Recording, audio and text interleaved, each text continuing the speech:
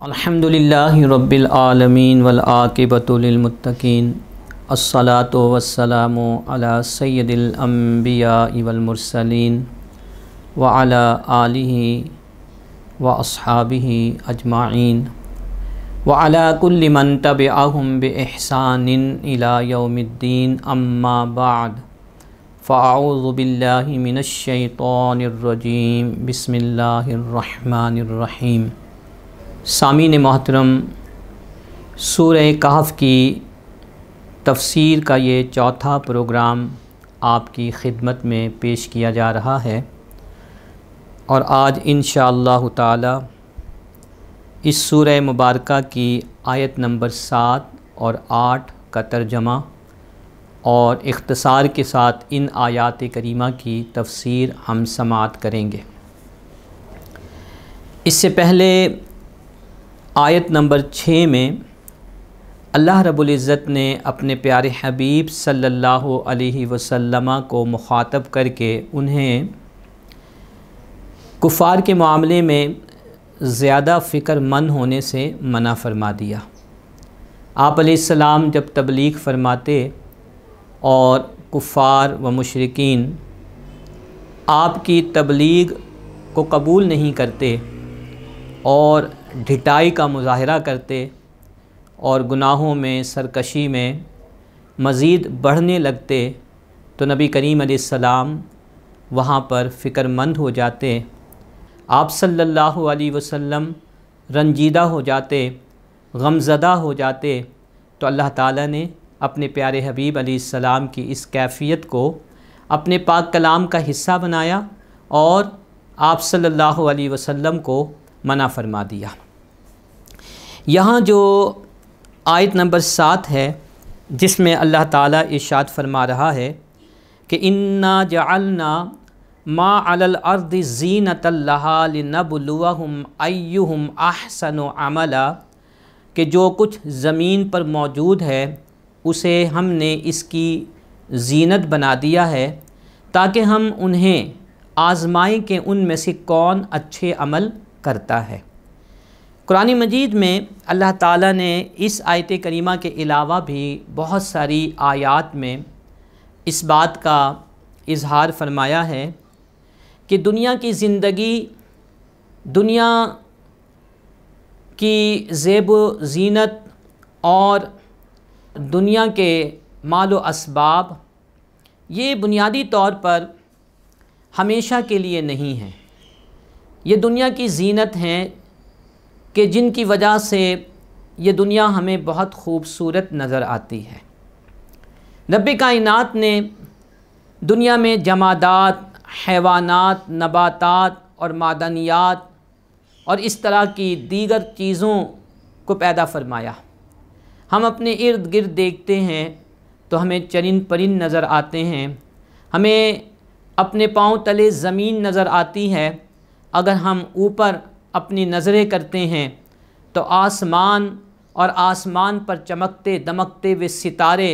اور چاند ہمیں نظر آتے ہیں۔ یہ ساری چیزیں دنیا کی زینت ہیں کہ جن سے دنیا بہت خوبصورت نظر آتی ہے۔ اب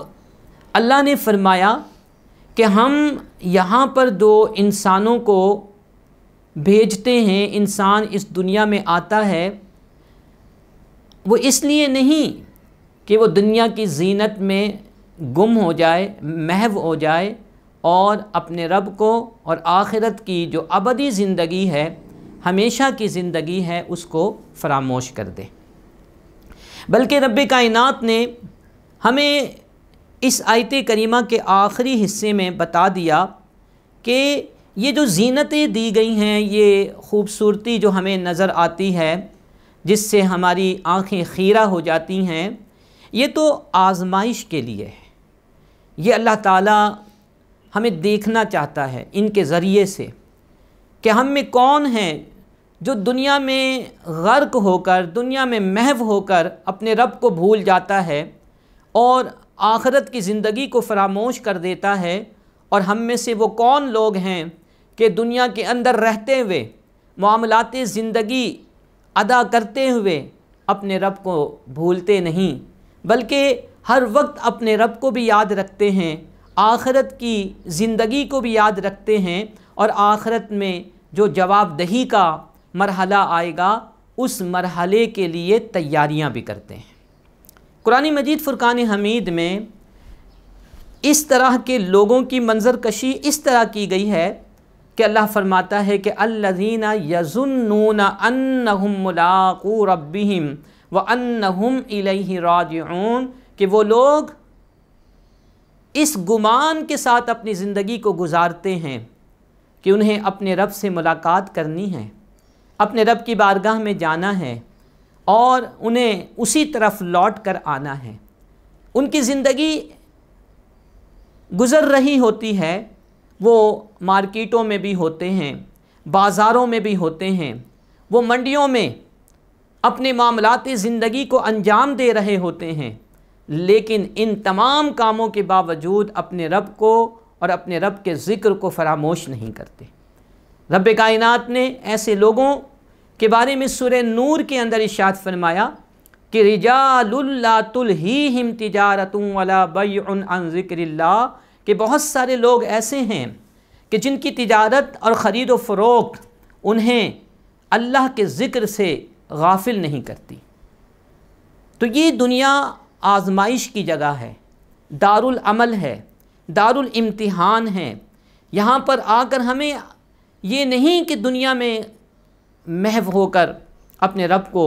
ہم بھول جائیں، اس سے تباہی ہے، اس سے انسان گھاٹے کا سودا کر رہا ہوتا ہے۔ اللہ رب العزت نے دنیا کے اندر یہ مال و اسباب پیدا کرنے کے بعد ایک مقام پر ارشاد فرمایا کہ تم تو ان اشیاء پر، ان مال و اسباب پر اللہ کے خلیفہ ہو، تمہیں اللہ نے ایک خاص طریقہ کار کے مطابق ان چیزوں کو استعمال کرنے کا حق دیا ہے، اور اللہ تعالیٰ نے تمہیں بتا دیا ہے کہ کس طریقے سے تم اپنے وجود کو، اپنے ارد گرد پائی جانے والی اشیاء کو تم استعمال کر سکتے ہو اور کن امور میں تم استعمال نہیں کر سکتے۔ سامعین محترم،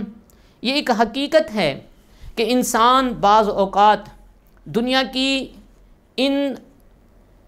چیزوں کو دیکھ کر، دنیا کی خوبصورتی کو دیکھ کر اور اپنے ارد گرد رہنے والے لوگوں کے معیار زندگی کو دیکھ کر متاثر ہو جاتا ہے، اور وہ یہ سمجھتا ہے کہ حقیقت میں دنیا ہی اصل ہے، اور پھر آخرت کو وہ فراموش کر دیتا ہے۔ قرآن مجید فرقان حمید میں اللہ تعالیٰ نے سورہ آل عمران کی آیت نمبر 196 میں ارشاد فرمایا کہ لا یغرنک تقلب الذین کفروا فی البلاد، کہ تمہیں کافروں کا شہروں میں پھرنا دھوکے میں نہ ڈال دے۔ آج بھی ہم اپنے نوجوانوں کو کئی دفعہ یہ کہتے ہوئے سنتے ہیں کہ دیکھیں ہم مسلمان ہیں لیکن اس کے باوجود غربت و افلاس کی چکی میں پس رہے ہیں، مسلمان ہونے کے باوجود ہم معاشی اعتبار سے کمزور ہیں، جبکہ کافروں کو جب ہم دیکھتے ہیں تو وہ ترقی یافتہ ہیں، بلند و بالا عمارتیں وہ تعمیر کر رہے ہیں، دنیا کی تمام آسائشات اور آسودگی انہیں میسر ہے، اور پھر وہ اس بنیاد پر کافروں کی، غیر مسلموں کی پیروی کرنا شروع کر دیتے ہیں۔ حقیقت تو یہ ہے کہ ہم اگر معاشی اعتبار سے کمزور ہیں تو اس کی وجہ اسلام نہیں ہے، ہماری مسلمانیت نہیں ہے۔ اسلام تو ہمیں نعمتیں دینے کے لیے آیا ہے۔ ہم جہاں پر بھی کمزور ہیں، چاہے معاشی اعتبار سے، سماجی اعتبار سے، سیاسی اعتبار سے، وہ کمزوری دراصل ہماری بدعمالیوں کا نتیجہ ہے، وگرنہ وہ زمانہ بھی تھا حضرت عمر فاروق رضی اللہ تعالیٰ عنہ کہ جس زمانے اقدس میں کیسر و کسریٰ کے خزانے مسلمانوں کے قدموں میں لا کے رکھ دیے گئے۔ تو آج ہم اپنی کوتاہیوں پر نظر کرنے کی بجائے کفار و مشرکین کی خیرہ کرنے والی چیزوں کی طرف نظر کرتے ہیں، مایوسی کا شکار ہو جاتے ہیں اور ان کے فالوور، ان کی پیروی کرنے والے بن جاتے ہیں۔ تو اللہ نے فرمایا کہ یہ جو کافروں کا شہر میں،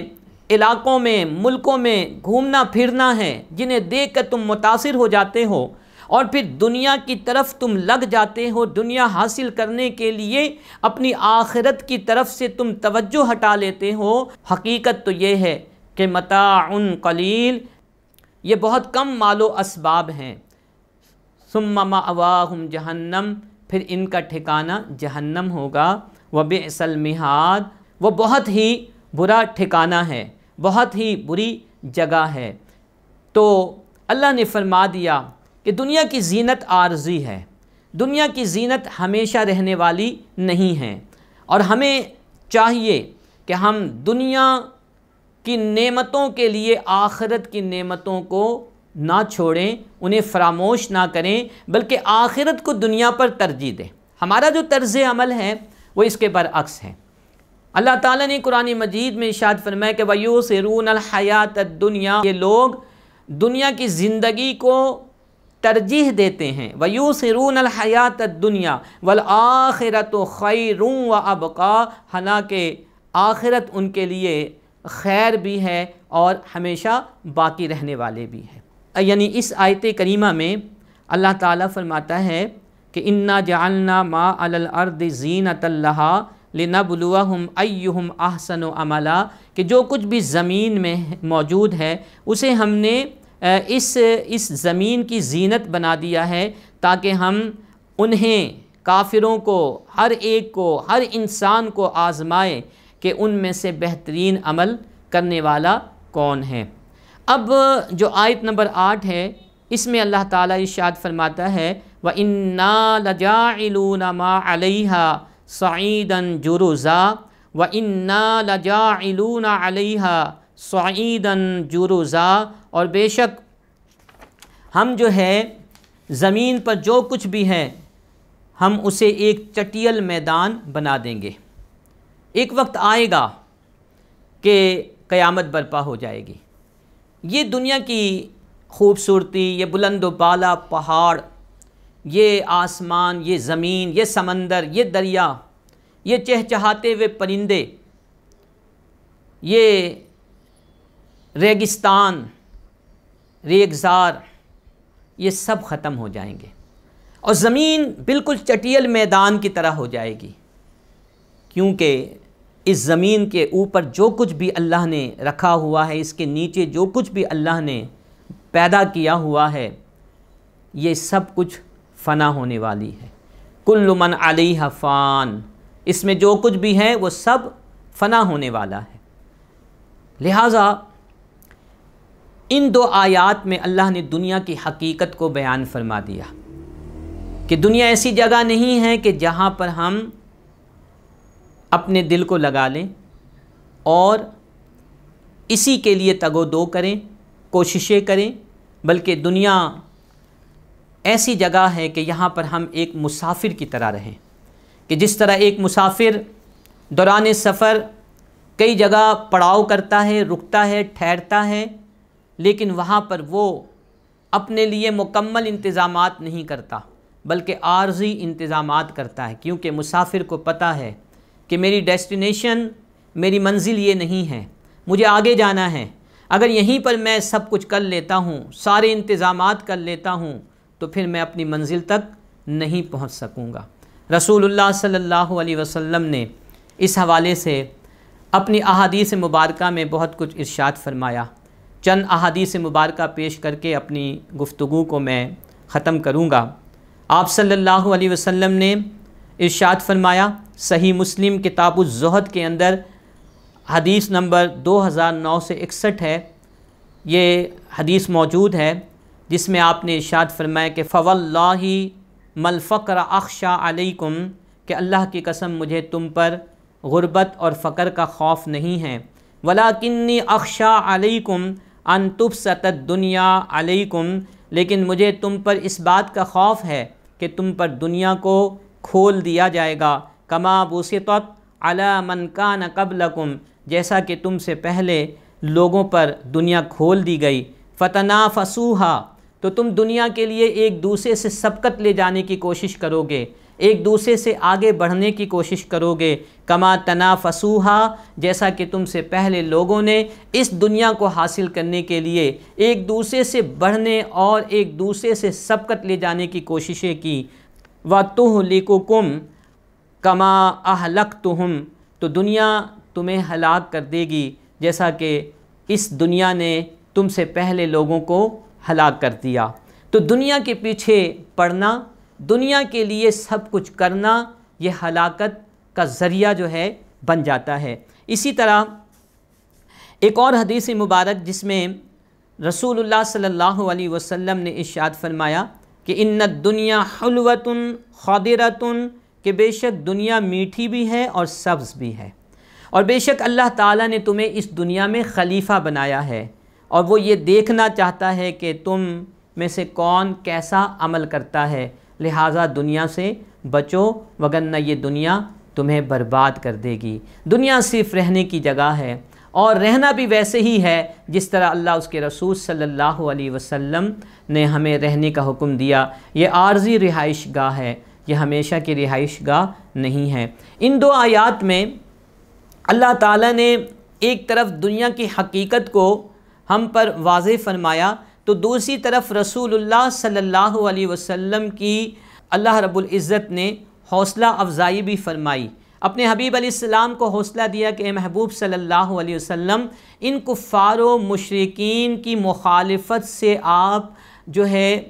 پریشان نہ ہوں، آپ رنجیدہ خاطر نہ ہوں، کیونکہ یہ جن چیزوں پر بیس کر کے، جن چیزوں کی بنیاد پر آپ کی مخالفت کرتے ہیں، یہ ہمیشہ رہنے والی نہیں ہیں، لیکن جو آپ ان کو پیش کر رہے ہیں، جس دین کی یا جن معاملات کی آپ دعوت دے رہے ہیں، وہ ہمیشہ کے لیے ہے۔